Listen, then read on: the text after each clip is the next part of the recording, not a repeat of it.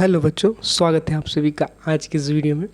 आज हम लोग स्टार्ट करने वाले हैं क्लास 10th का साइंस। उसमें से हम लोग पहले चैप्टर को देखेंगे जिसका नाम है रासायनिक अभिक्रियाएं एवं समीकरण। आप लोग क्लास 9th को पास करके 10th क्लास में आ गए हो और 10th क्लास में आप लोग को पता होगा कि बोर्ड एग्ज़ाम होता है। तो बोर्ड एग्ज़ाम के लिए हम लोग को पूरे सिलेबस को अच्छे ढंग से पढ़ना होगा और उसको रिवीजन करना होगा। बार बार इम्पॉर्टेंट क्वेश्चन को भी हम लोग को देखना होगा और साथ ही साथ जो प्रीवियस ईयर क्वेश्चन पेपर है उसको भी ज़रा सा नज़र दौड़ा लेना है, यानी कि प्रीवियस ईयर क्वेश्चन पेपर को भी हम लोग को देखना है ताकि उसे ये पता चले कि कौन कौन से क्वेश्चन जो है प्रीवियस ईयर में पूछे गए हैं और इम्पॉर्टेंट हैं। तो आज हम लोग जो है क्लास 10th के जो ये सेशन चलने वाला है, क्लास 10th का विज्ञान का पहला वीडियो अपलोड कर रहा हूँ। इस वीडियो में मैं स्टार्ट करूँगा केमिस्ट्री को, यानी कि हम लोग का जो साइंस का बुक है उसका जो चैप्टर नंबर 1 है रासायनिक अभिक्रियाएं एवं समीकरण, उसको स्टार्ट करेंगे और वो एक केमिस्ट्री का पार्ट है। ये सारी चीज़ें आपको पता होंगी। आप ये थंबनेल देखे होंगे, इस थंबनेल में जो लिखा होगा उसको पढ़ने के बाद आपने इस वीडियो पर क्लिक किया। तो जी हाँ, इस थंबनेल में जो लिखा है वो सारी बातें सही है। एकदम हिंदी माध्यम में यानी हिंदी भाषा में आपको पढ़ाया जाएगा। क्लास 10th का ही ये वीडियो है, रासायनिक अभिक्रियाएं एवं समीकरण। इसमें हम लोग यहाँ इस वीडियो में हम लोग 2 टॉपिक के बारे में आज चर्चा करेंगे। एक तो है कि रासायनिक अभिक्रिया क्या चीज़ होती है, वो सारी चीज़ें देखेंगे इसमें, और दूसरा देखेंगे कि रासायनिक समीकरण क्या चीज़ होता है। तो चलिए बिना देरी किए हुए स्टार्ट करते हैं हमारे वीडियो को।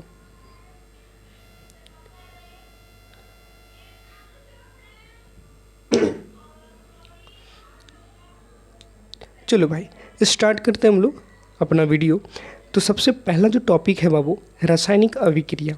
रासायनिक अभिक्रिया क्या चीज़ होता है उसको हम लोग को जानना पड़ेगा, क्योंकि चैप्टर का नाम ही है रासायनिक अभिक्रिया और समीकरण।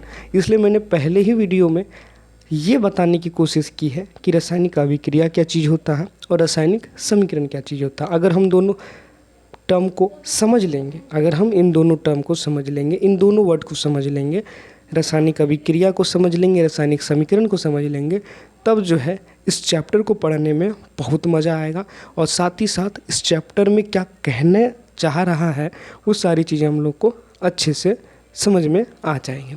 तो चलो स्टार्ट करते हैं। क्या कह रहा है रासायनिक अभिक्रिया। सबसे पहला टॉपिक क्या होता है रासायनिक अभिक्रिया। वैसी प्रक्रियाएं यानी वैसी प्रोसेस, वैसी प्रक्रिया जिनमें नए गुण वाले नए पदार्थ का निर्माण होता है उसे रासायनिक अभिक्रिया कहते हैं। यहाँ पे 2 वर्ड है, नया गुण वाला, देखो नया गुण वाला, नया पदार्थ का क्या हो रहा है, निर्माण हो रहा है। यानी कि कोई ऐसा प्रोसेस जिसमें नया गुण वाला नया पदार्थ का निर्माण हो, उस प्रोसेस को, उस प्रक्रिया को हम लोग क्या कहेंगे, रासायनिक अभिक्रिया कहेंगे। आई होप कि आपको ये बात समझ में आई होगी। देखो थोड़ा सा जो है ये आप लोगों के लिए नया है, इसलिए लग रहा होगा कि बहुत बड़ा ये है, समझ में नहीं आ रहा है। तो ऐसा कोई बात नहीं है। आप जो है धीरे धीरे, नया चीज़ है, नए चीज़ को जो है समझने में थोड़ा सा समय लगता है। धीरे धीरे आप जो है इसको पढ़ो और इसको रिवाइज करते रहोगे तो आपको ये सारा चीज़ें समझ में आ जाएगी। ठीक, अच्छा एक एग्जांपल से समझते हैं। जैसे बाबू हाइड्रोजन है और ऑक्सीजन है। हाइड्रोजन और ऑक्सीजन जो है आपस में मिल करके जल बनाया। क्या बनाया बाबू, जल बनाया। तो यहाँ पे क्या हुआ, ये एक रासायनिक अभिक्रिया हुआ। अब कैसी रासायनिक अभिक्रिया हुआ, देखो हाइड्रोजन और ऑक्सीजन है, ठीक। अच्छा, रासायनिक अभिक्रिया में क्या होता है, नया गुण वाला नया पदार्थ बनता है।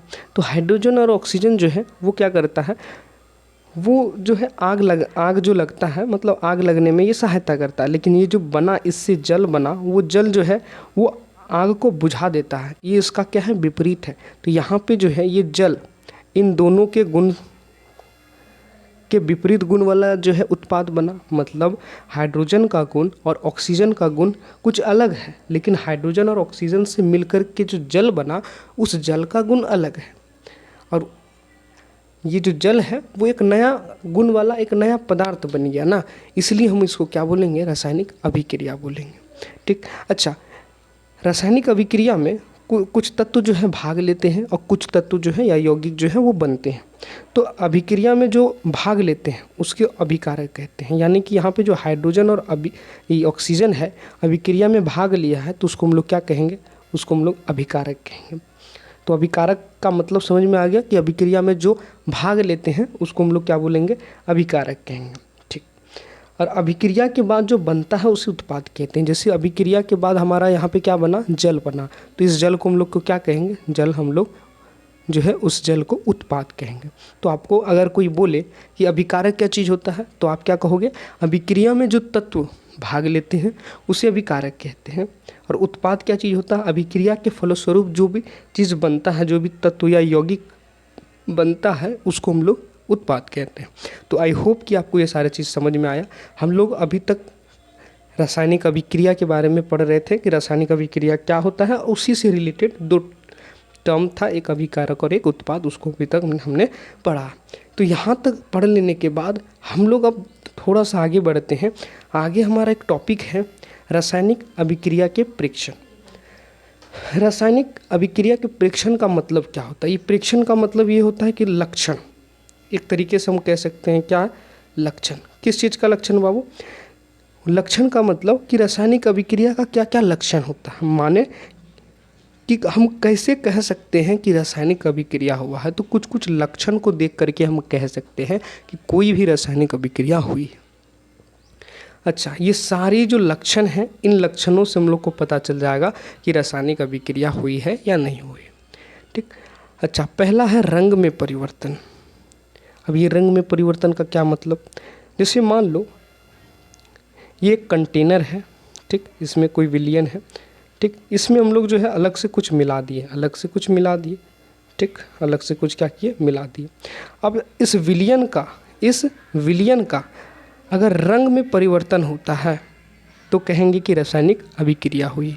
अगर इस विलयन का तापमान में परिवर्तन होता है तो कहेंगे कि रासायनिक अभिक्रिया हुई है। अगर इस विलयन से गैस निकल रहा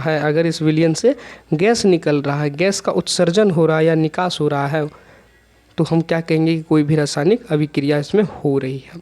अगर इस विलयन का अवस्था बदल जा रहा है, अगर लिक्विड से सॉलिड में हो जा रहा है या सॉलिड से जो है गैस, कुछ भी मतलब अवस्था बदल रहा है, अवस्था में अगर परिवर्तन हो रहा है तो हम क्या कहेंगे कि रासायनिक अभिक्रिया हुई।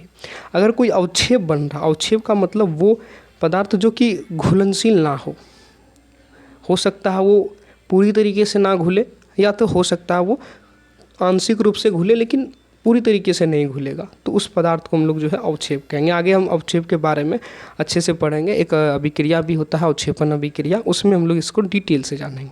ठीक।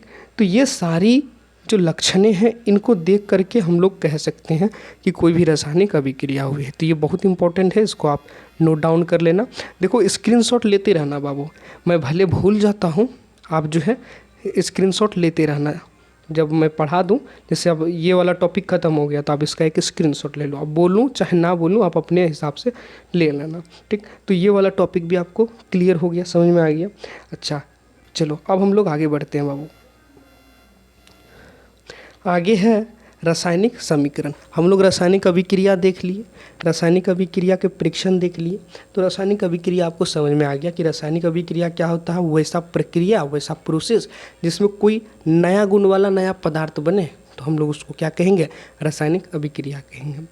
अब रासायनिक समीकरण को हम लोग देखते हैं। रासायनिक समीकरण क्या होता है, रासायनिक समीकरण जो है कोई अलग चीज़ नहीं है एकदम। अगर आपको रासायनिक अभिक्रिया समझ में आ गया तो रासायनिक समीकरण समझने में कोई दिक्कत नहीं होगी। देखो लिखा क्या है, रासायनिक अभिक्रिया को थोड़ा सा, ठीक, रासायनिक अभिक्रिया को जब उसके संकेत और सूत्रों के माध्यम से व्यक्त किया जाए तो उसे ही रासायनिक समीकरण कहते हैं।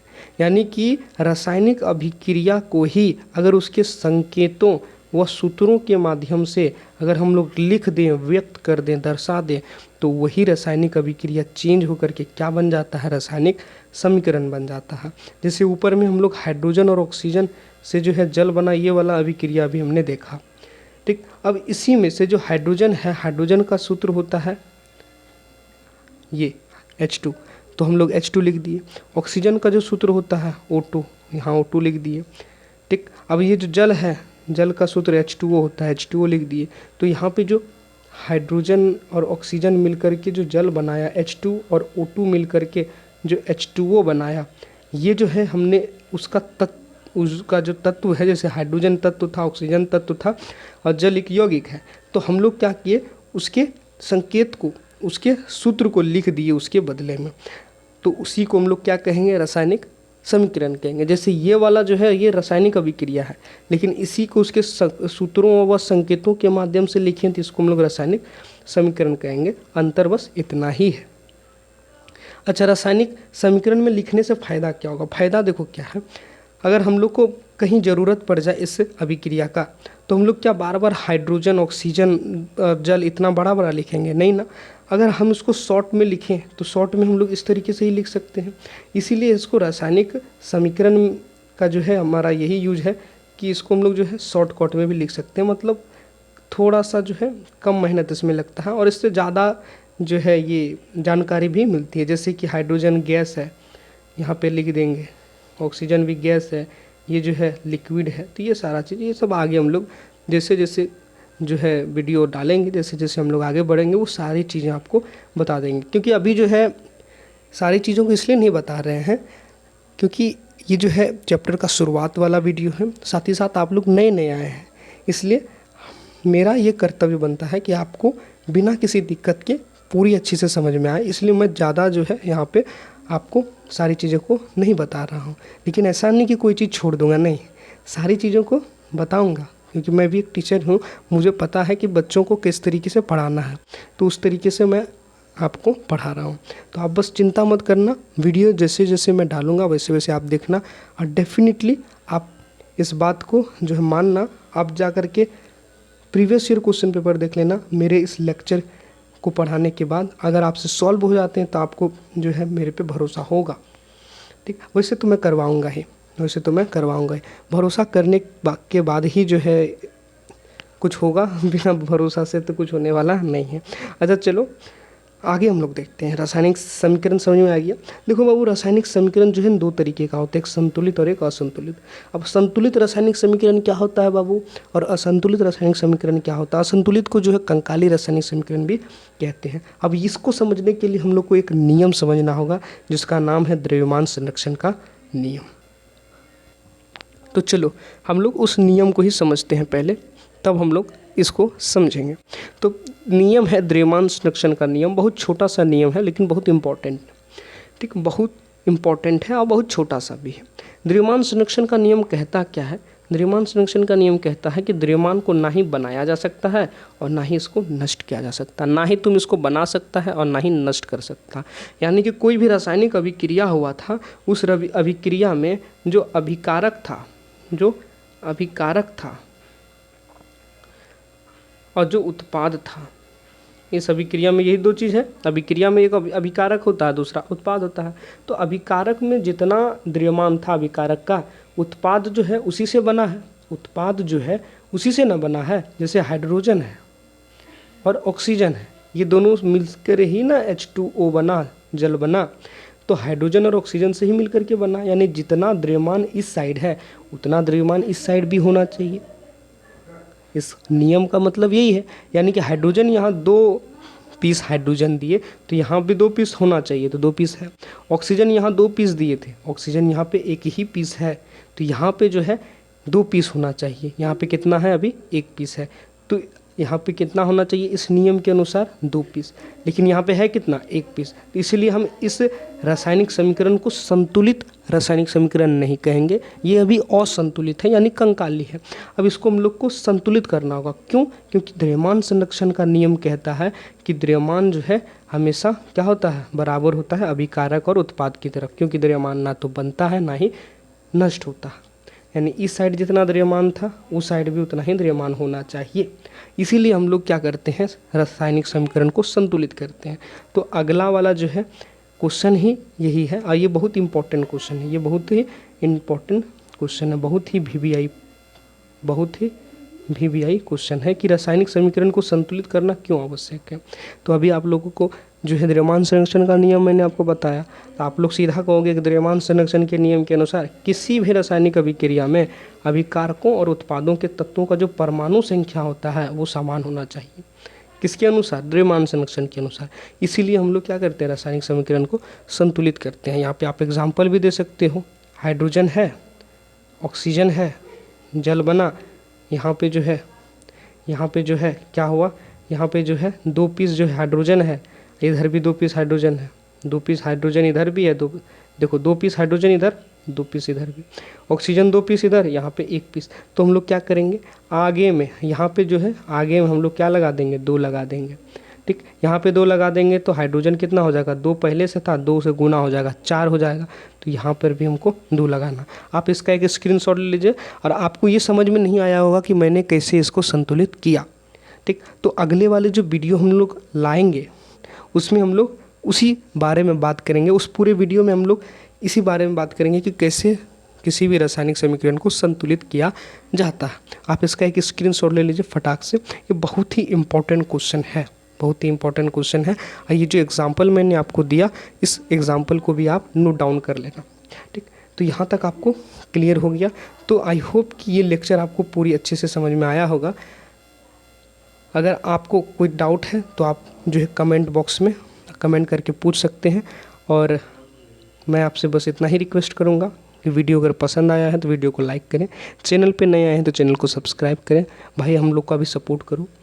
ठीक, और अपने दोस्तों को भी बोलो कि इस चैनल पे जो है पढ़ाया जा रहा है। देखो भले हम लोग के पास रिसोर्सेस कम है बट नॉलेज है, नॉलेज के बल पे जो है मैं आप लोगों को पढ़ाऊँगा। और डेफिनेटली पेपर जो है आपको इतना ईजी लगेगा पढ़ने के बाद कि वो तो आप ही बता सकते हो। मैं क्या बोलूँ, मैं अपने से बोलूँगा तो लगेगा कि मैं अपना तारीफ़ कर रहा हूँ।